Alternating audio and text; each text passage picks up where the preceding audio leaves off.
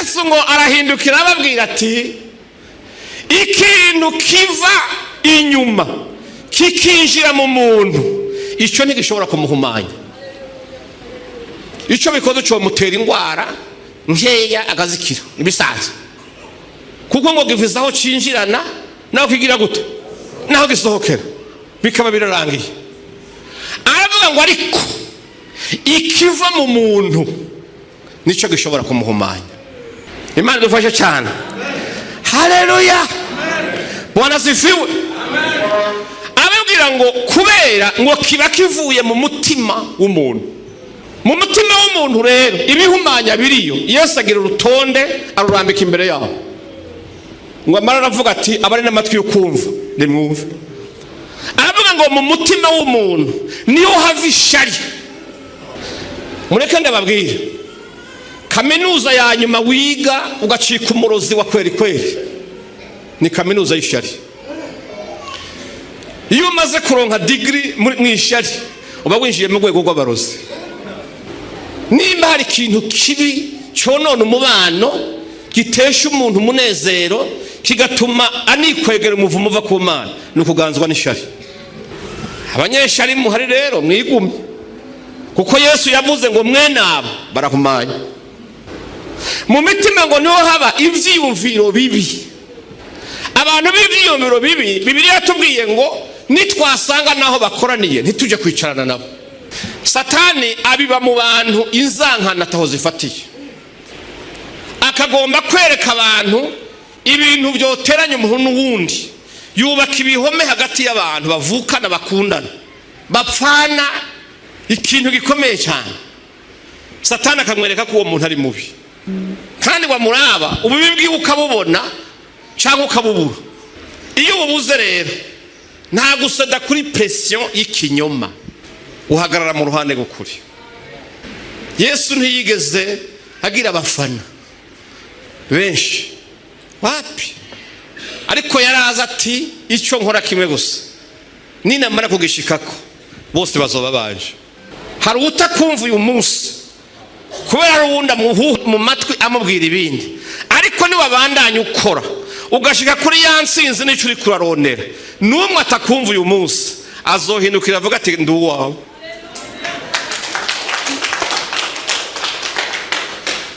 Rero twirinde gucika intege mu rugendo turimwo, n'urugendo rutoroshe. Duhura n'ibigeragezo, ibihuhusi, imipfunda n'ibindi, ariko icyo Imana gusaba ni kimwe: shikama. Shikama, ushira amanga. Imana ishimwe cyane. Dufise ibyo twabonye. Nabonye abantu bavuga ibihugu byabo neza, kandi iyo neza bavuga uyiravye atayigaragarayo, ariko bahindukira bahakubuza kuvuga ineza y'Iwanyu. Wanayivuga bahagutazira amazina y'ibindi bintu kugira ngo barabe ko wocika intege ubihebe. Noneho ikinyoma cigarura urubuga cyonyene timuhebe. Ukuri n'ikinyoma bizokwama bihanganye, ariko amakuru twarayamenye. Insinzi izohabwa, ibendera y'insinzi izomanikwa n'ukuri. Haleluya, Bwana sifiwe.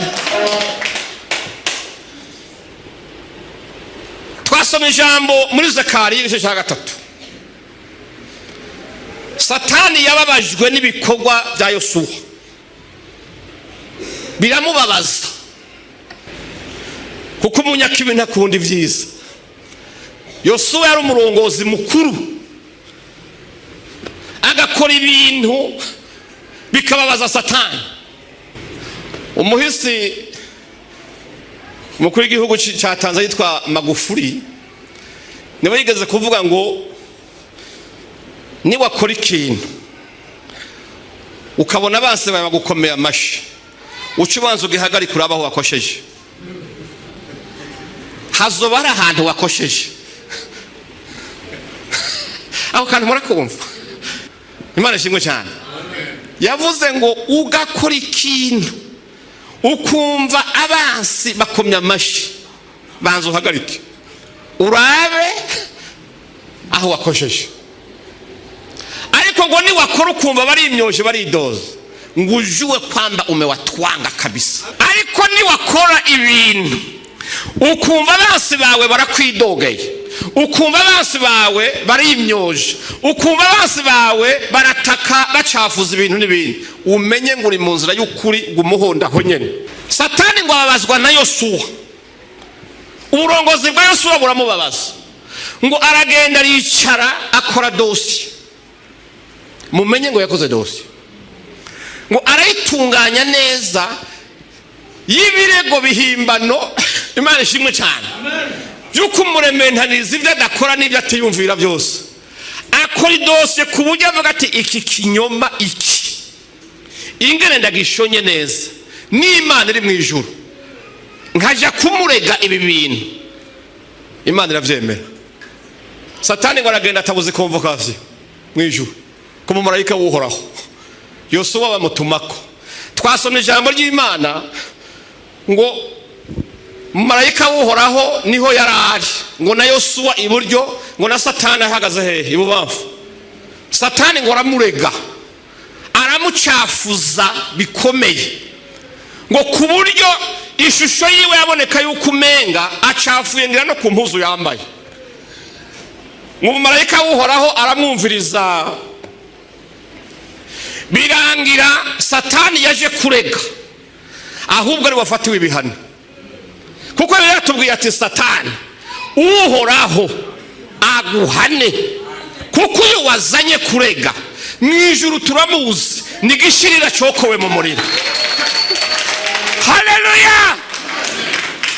Ariko umuntu atagusumbya gusenga yo kurega ku Mana gute? Satani aramaramara atahana ibihano Yosuwa, ngo mu ijuru marayika aravuga ahubwo ngo ni mu mwami ku wundi mwambaro w'icubahiro. Haleluya! Amanukana ikanzu ivuye muri garderobe yo mu ijuru. Nukuvuga bivuga ngo ahubwo yongega ubundi bubasha, aravuga ngo kenyera ugenda ubandanye ubwanze, ariko wirinde Satani ni mubi. Muri ibi bihugu tubana mperutse kubona umugabo w'umukukuruke. Wumve ko umukukuruke ari umuntu akuze. Hari umuntu akukuruka akiri muto. Umuntu w'umukukuruke n'umuntu babona ko inkomezi zose zaheze n'ubwenge butanguye gucurama, babona ati ndiyo bakizezwe ibintu kuko ntavyo agishoboye. Abashaje aje imbere y'inama nshinga amateka y'igihugu cy'iwabo, abesha ku mugaragaro. Sinzi ko hari saa sita mugabo icyo nabonye cyo ntihari mu ijoro. Abeshera imbere y'ivyuma nk'ibi, abeshera umuvyeyi wacu.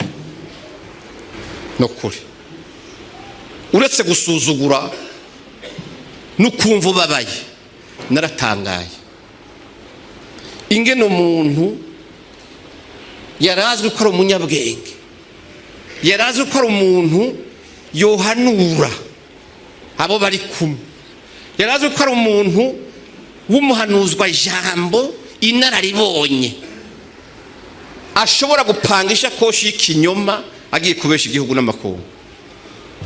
Avuga ngo umuvyeyi wacu ngo yahamagaye abahutu b'ikongo, abahutu siko yavuze, ngo arabigisha ngo nimugende mwiyegeranye, ngo nzobanwikira abasoda ngo babafashe kwica abatutsi biwaye. Ibyo bintu mwarabyumvise? Ndiyumvira navuga uyu muntu kubera iki umuntu ashobora kugwara ihahamuka mu gihugu kivaho giteye imbere gifise n'ubuvuzi bukaze, ntibamufate ngo bamuvurire ku migozi y'igitanda, abantu bakari ku muntu bikagenda gutyo. Imana dufashe cyane. Haleluya! Jewe mu 2004 niho naba musitanteri w'ikambi y'impunzi z'abanyekongo, kandi 90 ngira n'ibice 5% iyo kambi yari mwe abo bantu yita ko ari abatutsi b'ikongo. Nuno munsi baracabahana, bahamaze imyaka 10 barahavyarira, bahubatse amazu abandi barayagura, dushingirana abageni, tumarirana imanza, turi kuri mashirahamwe. Uri kurambwira umuntu yorengana bari ngaha akaja kuba hariya? Ture guhendwa. Igihugu cyacu Imana gihaye umugisha. Ibi ndabizi baranduga ko mugabo ntacyo bitwaye. Haleluya. Jewe narababwiye ndi gwemera mivumo, uzushaka umvumo cyangwa ureke. Umunsi umutima wanyu utagufashije kungwanya sinzoreka kuryama ngo sinzire. Tugendere mu kuri, tubeshuze ikinyoma. Ijambo ry'Imana tubwira ngo turemerewe guhengama iyo bikenewe, mugabo tugahengamira mu ruhande. Icete cya kabiri cy'Abikorinto, Paulo yavuze ngo mwebwe timushobora kugwanya ukuri na rimwe, ahubwo muhamagariwe kugira gute? Kuba mu ruhande gukuri. Icete cya kabiri cy'Abikorinto 13:8. Iyo ukuri n'ikinyoma bihanganye turemerewe guhengama, ariko urabaho uhengamiye. Kuko birenga yatubwira ngo ikinyoma ni Satani wenyine yacivyariye. Abantu b'Imana rero, igihugu cyashize Imana imbere, tugomba guhengamira mu ruhande gukuri. Nyene cyubahiro mukuru w'igihugu cyacu cyiza cy'u Burundi, turabagabo gushinga intahe kuvyo twabonye, ivyo twumvise n'ivyo twiboneye. Turazi yuko muri no minsi uhanganye, ariko twebwe natwe turi ku rugamba, dupfukamye dusenga Imana gufata amaboko igukomeza. Kuva Imana ibateye iteka ridasanzwe ryo kurongora ihanga ryayo, wagwanye urugamba rutoroshe rwo kurandurana n'imizi icitwa amacakubiri. Ivyo kiretse ureka kubivuga kubera imvo yisangije, nta muntu ari ngaha atabibonye. Amacakubiri y'amoko abayavuga no muzi sinzi iyo babikura, ariko turashima Imana yuko yabaye ikiganza ciza cyuko imitima y'abantu itekana, amoko yose no musi akaba aryama agasinzira. Kuva mushitse muri ayo mabanga twabonye ikiganza ciza c'Imana. Amacakubiri y'imigambwe uno musi si nka ya kera, kuko mwarigishije yuko umugambwe mukuru ari igihugu, abantu baratahura. Ico twarakibonye y'amacakubiri y'amadini ntayo. Vyatanguye igihe muje Imana ibaduhaye, niho twatangura kubona amadini yose ashobora guhurira hamwe bagasenga Imana, bakaganira. Dusanga vya bintu byose byadutandukanya ntivyari bifashe. Uno munsi ugasanga turagenderanirana kandi dufise imyizerere idasa, kuko twatahuye ico dupfana. Ico kintu turakibashimira cyane, kuko ico kintu mwarakigwanya ngo rugamba. Waduhaye ico dupfana, utwaka ico twapfa, ico ntituzoreka kukivuga. Turakigushimira, Imana ishimwe cyane. Wagwanye intambara y'abagisahura, kuko ushaka ko tugisangira. Ivyo kandi uzobizira, ariko uzuvyemere, kuko imbere y'Imana utegura ibitsibo bikomeye cyane. Nta mwami n'umwe yigeze ahaguruka ngo agwanire agateka, umutekano n'amahoro no kwidegembya k'umuntu muto Imana itashigikiye. Nubwo yagwanywa n'ibihangange bindi bikikoranya bikaja hamwe, vyarangira Imana imuhaye insinzi. Rero ico twarakibonye, turagishingira intahe. Wahagarariye igihugu ku mahoro n'umutekano. Kera saa 12 igeze, kiwarenga kwa Busigo, kiwarenga ku Musaga, baje bavuga ati rindira kuko amasaha yarenze. Ariko uno munsi umuvyeyi ari rugura Igitega canke Karusi, bamubwiye ati umwana araremvye Bujumbura minwi, umva saa 10 agushitseko yizi ataco yinona. Ico kintu kirakomeye cyane. N'ubwitange bwanyu, kuko mwabaye indongozi nziza. Igihugu cyanyu Imana yabahaye murakirinda, kuko nakaro umwungere mwiza ni kwamera, ntahunga idubu, tahunga imbwebwe iyo ziteye intama ahagarara muri zo akazigwanira zikaba amahoro. Imana ishimwe cyane. Waragwaniye ubutungane kuri bose kuko wanka akarenganyo n'igikenye. Ntitugira aho tubivugira ariko tuba tubibona. Turaza ubwitange mwagize mukarekura leta yose gatembera igihugu cyose irondera ikintu kigoye abene gihugu, ikintu kibababaje. Byabaye tubona kandi igihe cyose bazanye raporo mwarishikirayo mukabona ingene abantu bamerewe, mugahagararana n'impahazwa mukazirenganura. Uno munsi nyine cyubahiro tubabwire akarenganyo ntikarahera n'igikenye ntikirahera.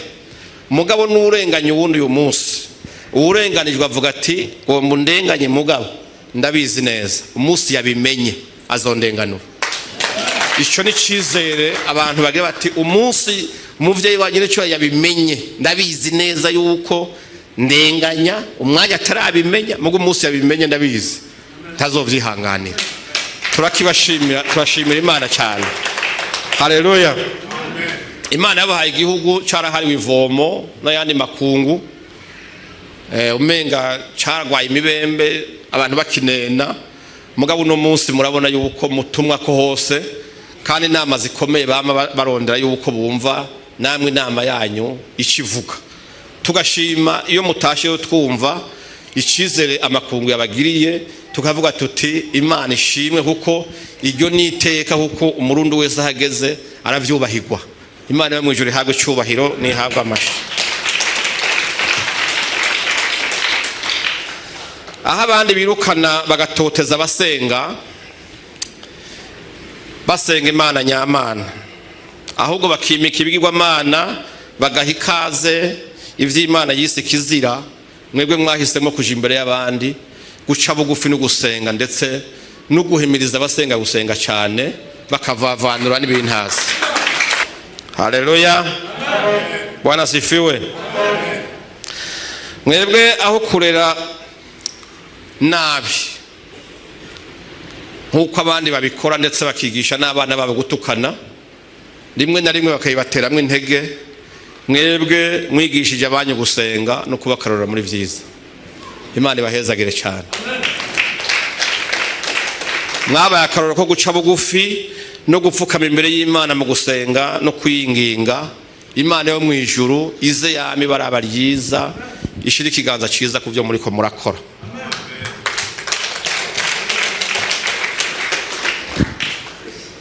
Ingeso n'inyifato byanyu nta na rimwe byonezera abanyakibi, ariko uko biri kose mwahisemwe neza.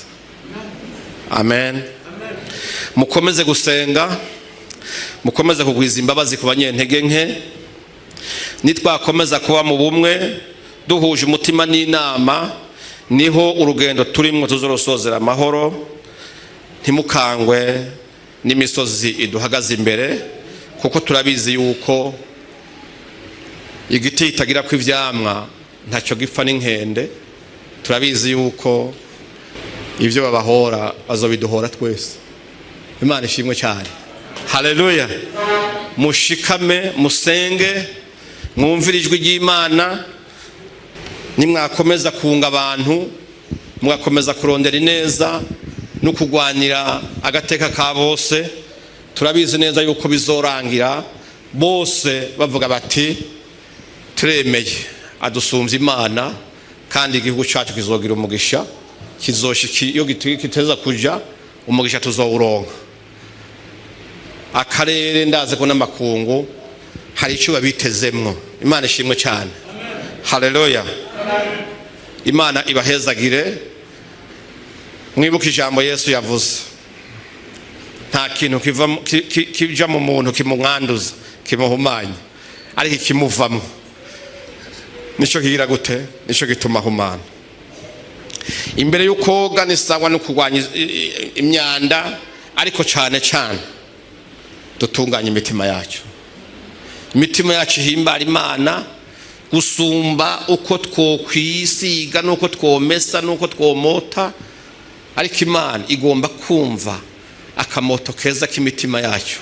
Imitima yuzuye urukundo, imitima yuzuye impuhwe, imitima yuzuye kuzirikana, imitima yuzuye kumva ufise icyo ugomba gukora kuri mugenzi wawe kugira ngo nubwo ari hasi nawe ahaguruka abandanye urugendo.